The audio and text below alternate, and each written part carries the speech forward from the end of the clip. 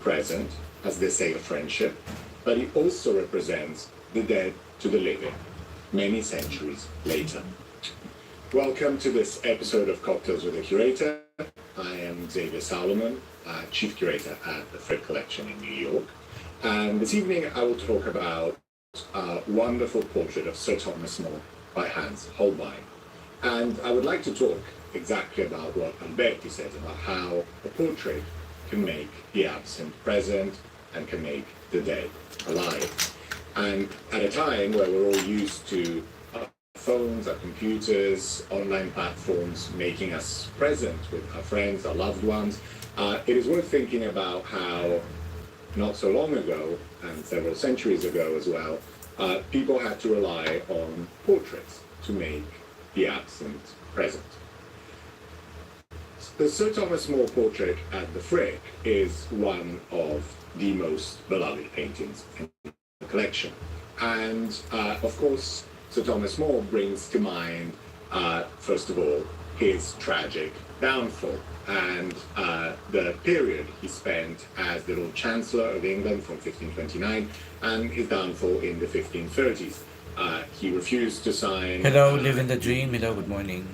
I'm doing good, sort of thank divorce papers for Henry VIII and Catherine of Aragon. He refused to recognize Anne Boleyn as the new wife of the king, and effectively having fallen out of royal favor, he is imprisoned in the Tower of London in 1534 and spends a good part of a year at the Tower. He was actually imprisoned in this tower within the Tower of London, the so-called Bell Tower. That's where traditionally Thomas More spent his prison time at the Tower, and then you see the outside and the inside of the tower in these slides. And on the 6th of July, 1535, he was beheaded on Tower Hill. This is the location where, more or less, Sir Thomas More was beheaded. In 1935, about 400 years after his death, he was canonized. He was made a saint by the Catholic Church under Pope Leo XIII. So he's now for the Catholic Living the Church dream, buena saint. mano, yes. Because we'll be talking about the Reformation in England and this period of religious issues, I thought to pair the talk today with a Bloody Mary. And of course, the Bloody Mary was invented in the 1920s in Paris, but it is named after the last Catholic ruling queen of England, Mary I, Henry VIII's daughter with Catherine of Aragon. And even though Mary is slightly later than Thomas More, I thought this would be an appropriate drink for this evening. Cheers.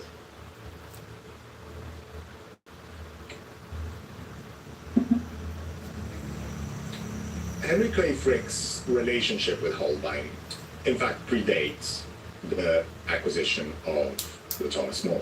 And in 1909, he acquired in England this beautiful full-length portrait by Holbein of Christina of Denmark, Duchess of Milan, who was considered as a potential new wife for the king, Henry VIII, in England. Frick was convinced to have bought the painting and was waiting for an export license from England to America. But the portrait was the center of a very big public debate, and this is a cartoon from around that time showing Uncle Sam with a bag of money trying to take Christina of Denmark away from her frame, therefore away from England. And what happened is that at the very last minute, the painting was saved for the nation.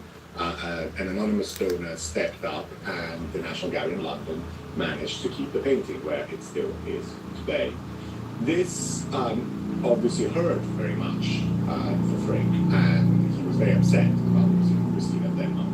So he had to console himself a few years later, in 1912, with the acquisition of his very first Holbein, which was the Thomas More, which was acquired in January of 1912, and followed a few years later by the acquisition of a portrait of Thomas More's great rival. Aaron, amazing. Thank you, And the you. two have been hanging across the mantelpiece in the living hall at the Frick since the house was first inhabited by the Frick family in 1914. And here you see them to this day, flanking the fireplace, flanking the El Greco, St. Jerome, in this wonderful juxtaposition of these great rivals, which is one of the high points at the Frick collection. The portrait is absolutely staggering, and when you look at the details, you realize what it was that made Holbein this beloved artist in Basel first, and then in England in the late 1520s and 1530s and onwards.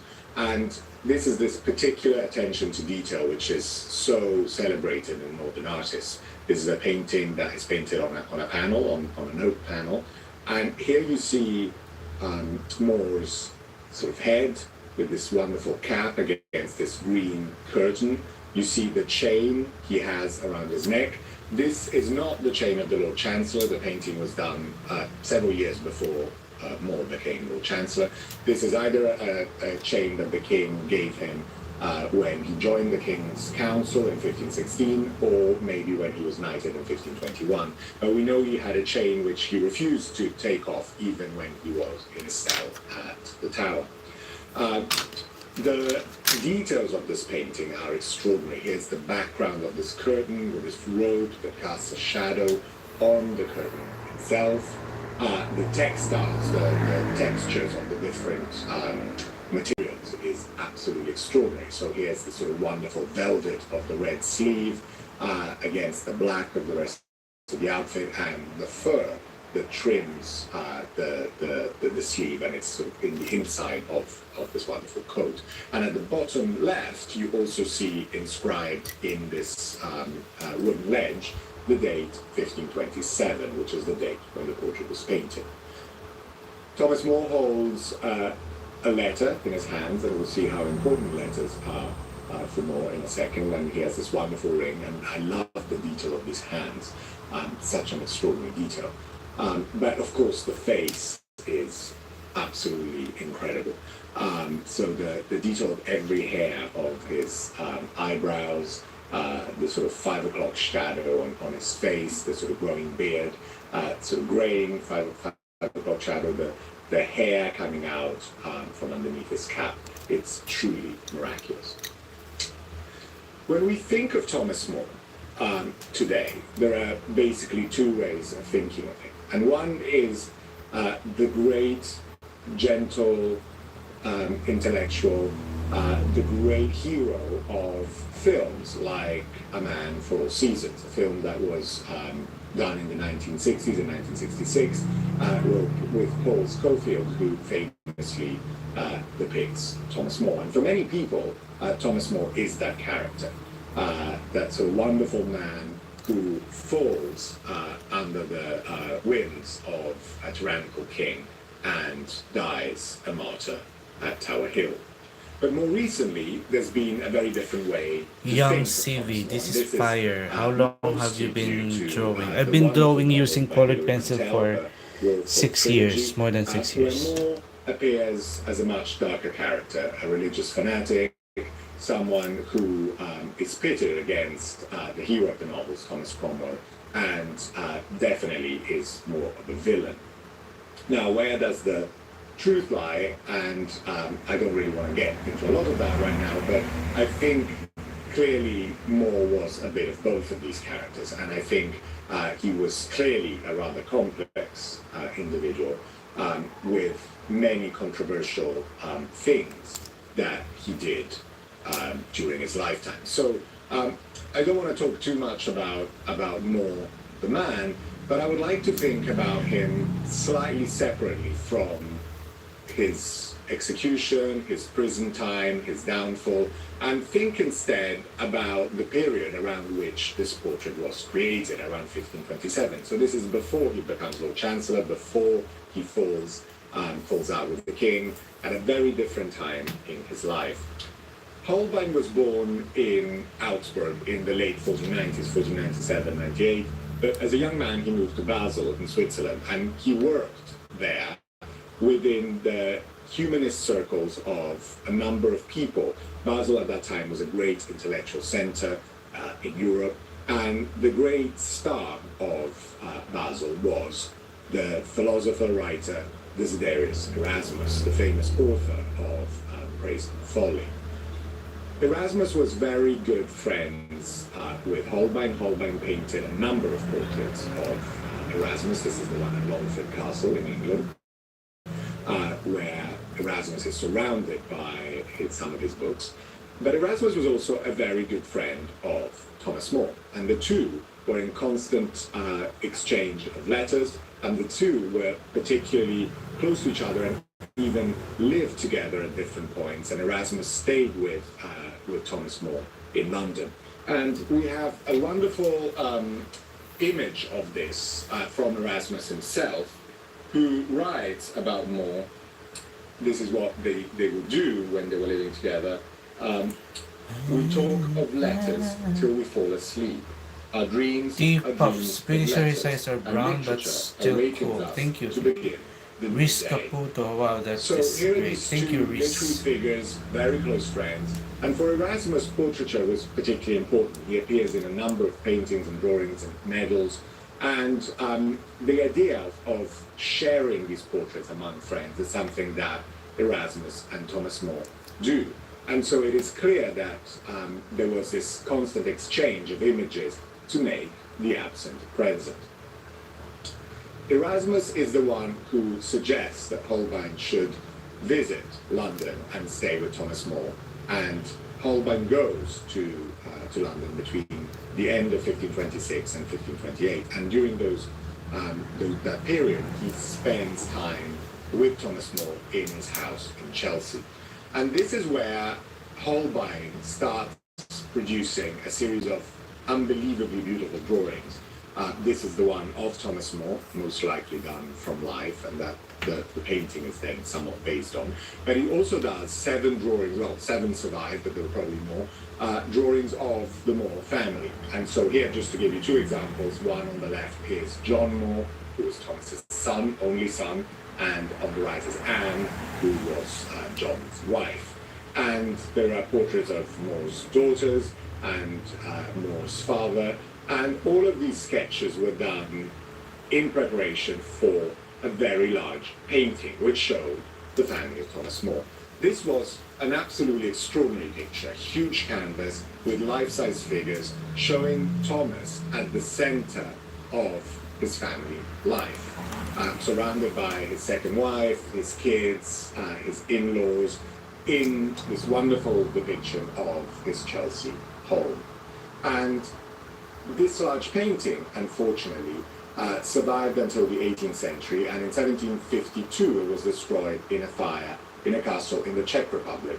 At that time it belonged to Liechtenstein bishop, and the fire of this residence saw the end, the destruction of this painting. But here you see a drawing for it, probably a preparatory drawing, which was actually then sent to Basel with the inscriptions identifying each person in this scene. And you can see that the drawings of the heads of the various members of the More family, now at Windsor, were used for this very large painting, which was probably designed in 1527 as a present for More on his 50th birthday. The relationship between the Frick portrait and the large family portrait, both painted the same year, it's somewhat unclear.